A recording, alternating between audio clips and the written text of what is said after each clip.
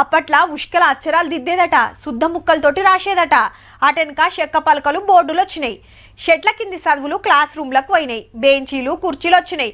వొయ్యులు ముద్ర కొట్టి చదివించుడు, పాఠాలు చెప్పుడు, పరీక్షలు రాసుడు నడుస్తుంది. ఇప్పుడు పలక పక్కకు పెట్టి కంప్యూటర్ పాఠాలు చెప్తున్నారు. 2-3 ఏళ్లకోపారి చదువులు జరంతా మారుతున్నాయి. ఎప్పుడు గవ్వేనా అని గీళ్ళు కొత్తగా షురువు చేసిండ్రుల్లో.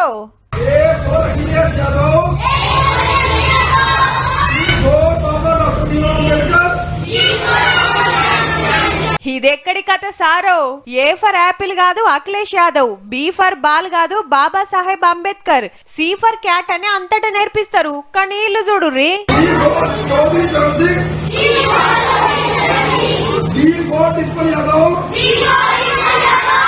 చౌదరి చరణ్ సింగ్ అంటే పాత ప్రధానమంత్రి, డింపుల్ యాదవ్ అంటే అఖిలేష్ అన్నోళ్ళ ఇంటామే.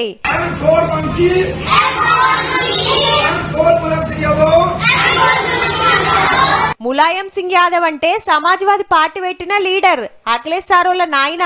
గమ్మతుందిలే, ఉత్తరప్రదేశ్ లా మూతవడ్డ సర్కార్ బల్లను తెరిపించి గరీబుల పిల్లలకు ఫ్రీగా చెప్తాన్రు ప్రతిపక్షం పాటోళ్ళు. ఇది మంచిగానే ఉన్నది గాని ఎస్పీ లీడర్ల పేర్లు, రాజకీయ పాఠాలేంది? పోరలకు గివ్వే నేర్పిస్తారా అని కడమోళ్ళంతా తలో దిక్కు అరుచుకుంటాన్రు.